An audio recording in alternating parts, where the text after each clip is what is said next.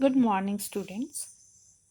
I am Dr. Shravani Mukherjee, botany teacher from Marwadi College. Students, we have completed our first chapter, that is reproduction in organisms, in 11 lectures. This is lecture 12. Now, the new chapter will be started. The name of the chapter is Principles of Inheritance and Variation. Chapter 5. In this chapter, you have to study about inheritance, their principles, and other topics regarding genetics. Marks for this chapter with evolution is 20. Now, what are the objectives which we have to learn in this chapter? Number 1 is variations, 2 is types of variations, 3 hereditary or inheritance, 4 experiments of Mendel, 5 Mendel's law of inheritance, 6 chromosomal basis of inheritance, 7 genetic principles discovered after Mendel, 8 incomplete dominance, 9 multiple allelism, 10 codominance, 11 complementary genes, 12 linkage, 13 crossing over or genetic recombination, 14 genetic map. Students, हम लोगों ने पहले chapter को that is reproduction in organism 11 lecture में ख़त्म किया. इस chapter में जिसका नाम है principles of inheritance and variation, हम शुरू कर रहे हैं आज लेक्चर 12 से. जितने भी टॉपिक आप देख रहे हैं ये सारे आपको इस चैप्टर में पढ़ना है और ये एक बेसिक चैप्टर है, इसलिए मेरा एक्सपेक्टेशन रहेगा कि आप खूब अच्छी तरह से समझ के इस चैप्टर को पढ़ेंगे. इसके बारे में आपको कहीं भी डाउट होगा तो आप कमेंट बॉक्स में मेरे को बताएंगे. Okay students, now we'll move to my first topic, that is variations. What is variations? The difference is, what type of differences? Morphological, physiological,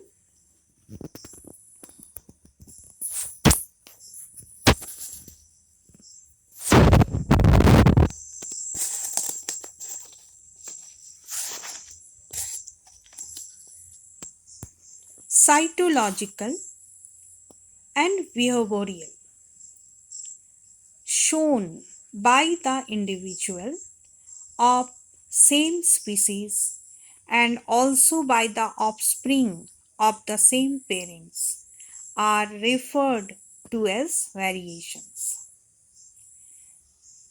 Variations are of two types. Number 1 is somatic variations and number 2 is germinal or plastogenic variations. तो student, हम लोगों का पहला topic है variations. Variations का हिंदी में मतलब होता है विभिन्नताएं. विभिन्नताएं क्या होती हैं? ये विभिन्नताएं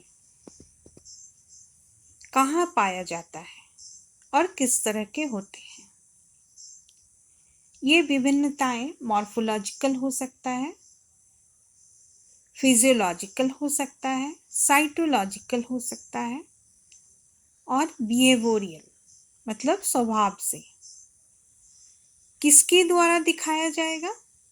किसी भी इंडिविजुअल जो सेम स्पीसीज का है, किनके बीच में ये विभिन्नताएं मिलेंगे? तो जो ऑफस्प्रिंग है उनके साथ पेरेंट्स का, और जो ऑफस्प्रिंग है वो अपने में, यानी 2 भाई बहन में, 3 भाई बहन में, या किसी भी बच्चे का अपने माता पिता से विभिन्नताएं को हम वेरिएशंस कहते हैं। ये वेरिएशंस कितने तरह के होते हैं? 2 तरह के होते हैं, सोमैटिक वेरिएशंस, दूसरा जर्मिनल और ब्लास्टोजेनिक variations. Now what is somatic variations? Variations affect only somatic cells but not inherited from parents.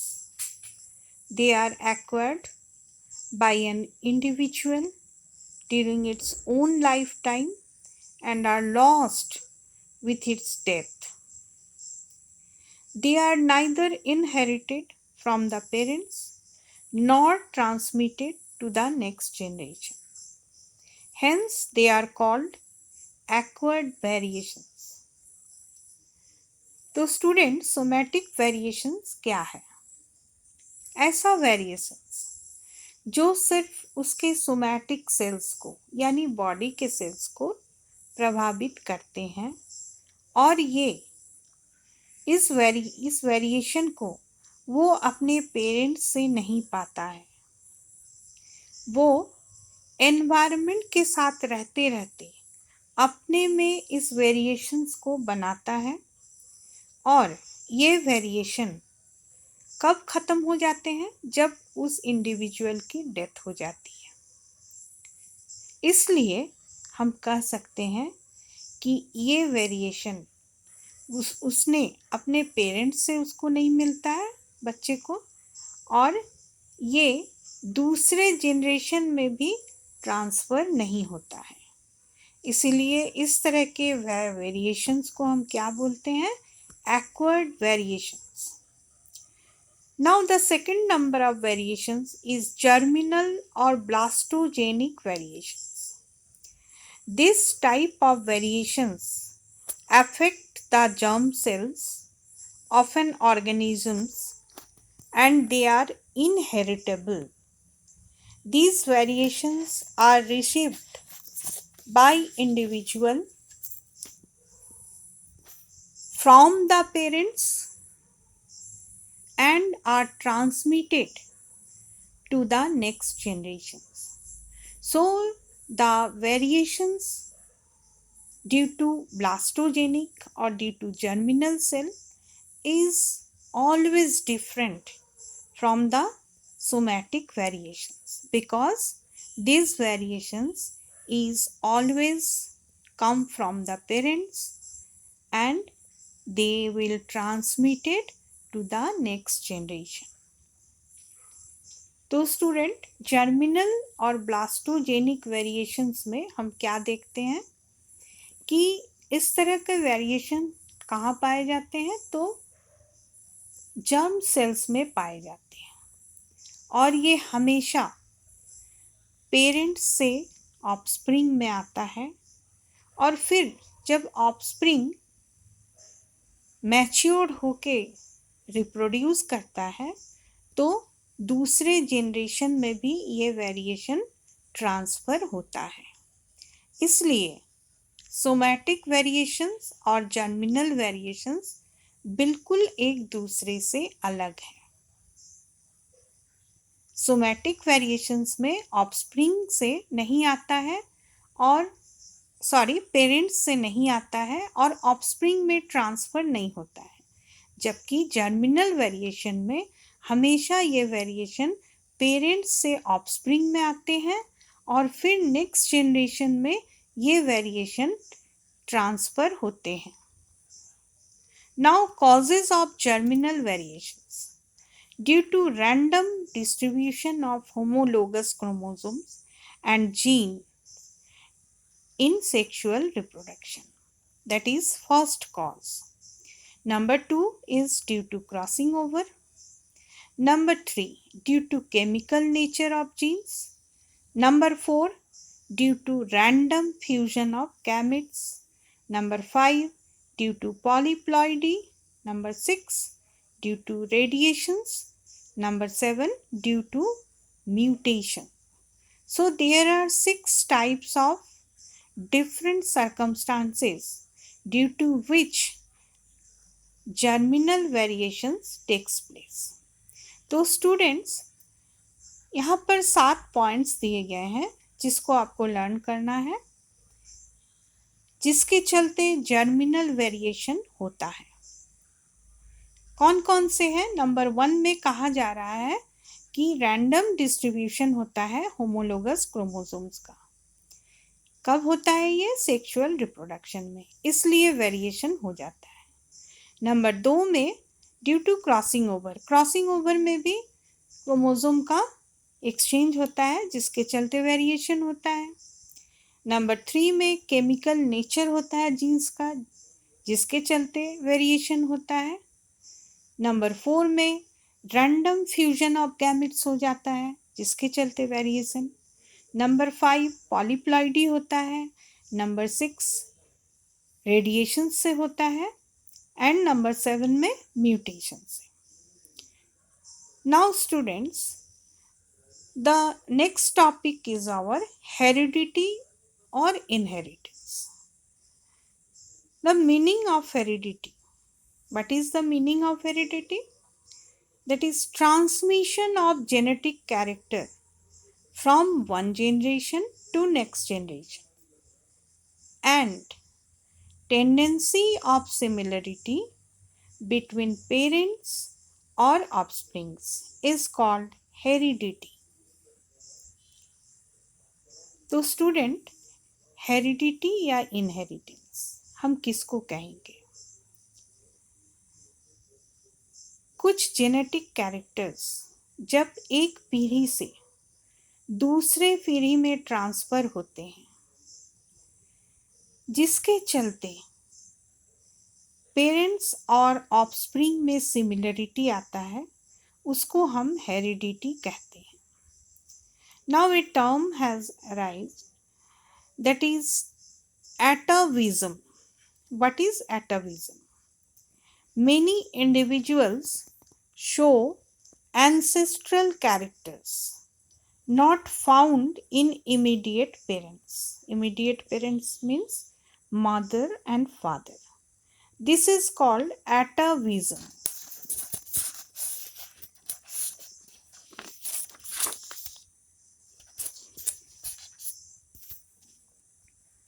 Example, short tail found in many babies. एक टर्म आता है जिसको कहते हैं एटाविज्म। एटाविज्म क्या होता है? एटाविज्म एक फेनोमेना है जिसमें जो बच्चा है वो कुछ सिमिलरिटीज या कुछ कैरेक्टर्स ऐसे दिखाता है जो उसके डायरेक्ट पेरेंट्स यानी उसके मदर और फादर में नहीं होते हैं, पर वो कैरेक्टर उसके एंसेस्ट्रल पेरेंट्स यानी जो ग्रैंडफादर है या ग्रेट ग्रैंडफादर है उनमें पाया जाता है। ये कैरेक्टर छुपा हुआ होता है जो बाद में दूसरे तीसरे पीढ़ी के बाद देखा जाता है। इस फेनोमेना को एटाविज्म कहते हैं।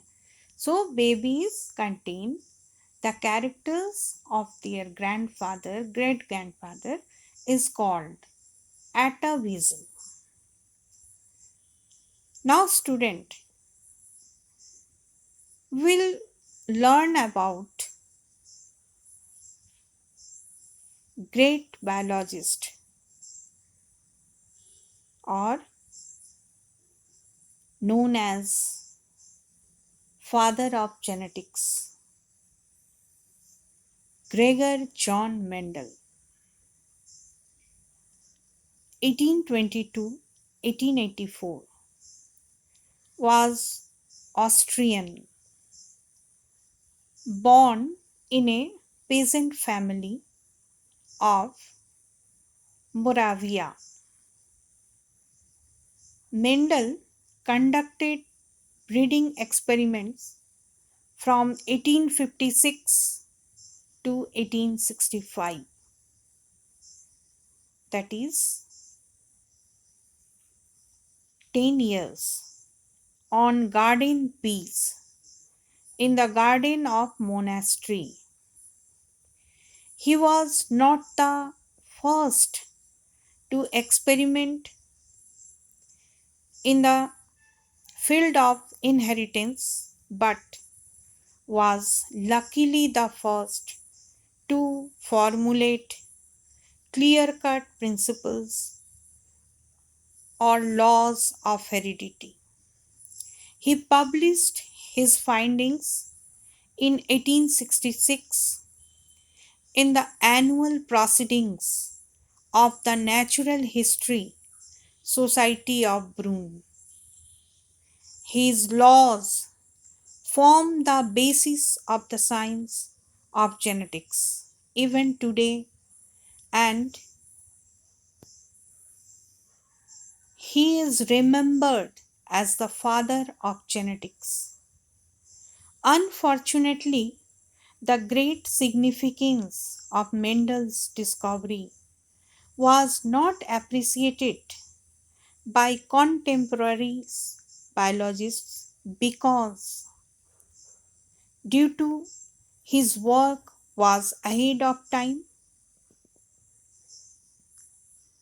he published his work in a journal of limited circulation.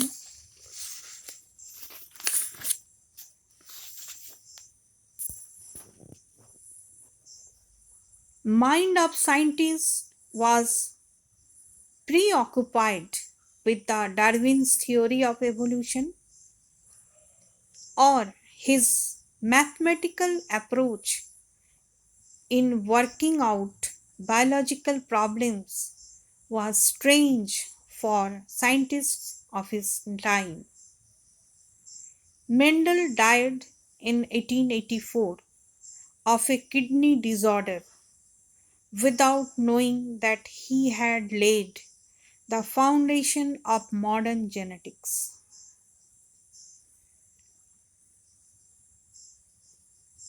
तो स्टूडेंट, एटॉमिज्म के बाद आज हम लोग पढ़ेंगे एक बहुत बड़े बायोलॉजिस्ट जिनको फादर ऑफ जेनेटिक्स कहा जाता है, ग्रेगर जॉन मेंडल के बारे में।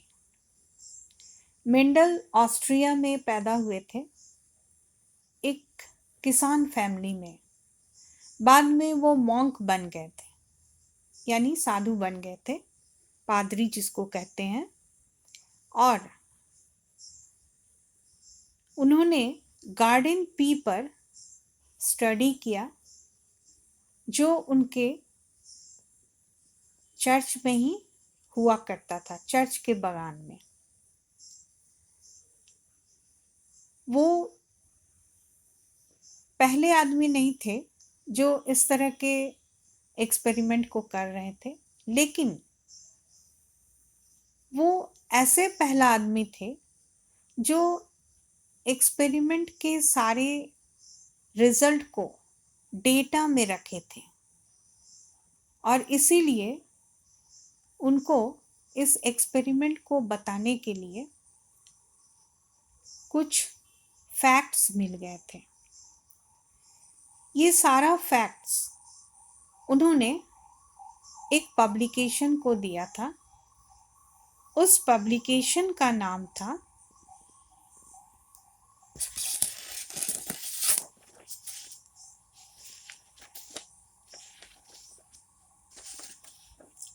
Father of genetics. उस पब्लिकेशन का नाम था annual proceedings of the natural history society of Brunn. पर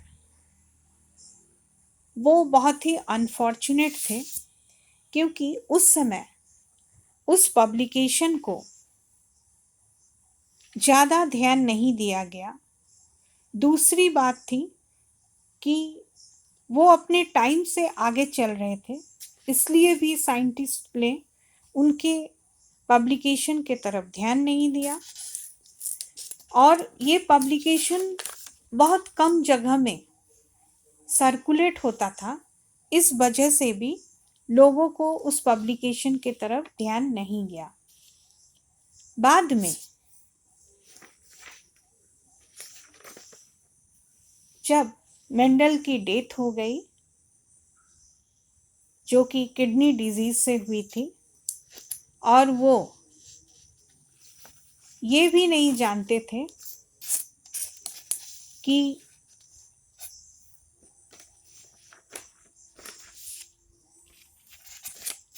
आज जिस थ्योरी को लोग नहीं समझ रहे हैं, वो थ्योरी एक दिन पूरे विश्व में जेनेटिक्स के लिए एक बहुत बड़ा अवदान होगा और मॉडर्न जेनेटिक्स का एक फाउंडेशन बनेगा। So students,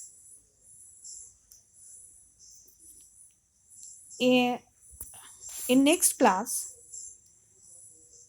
we'll study about rediscovery of Mendel's findings and Mendel's law and other topics.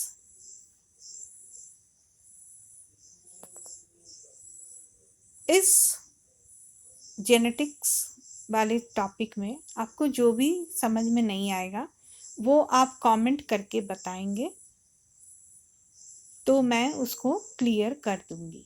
Thank you students.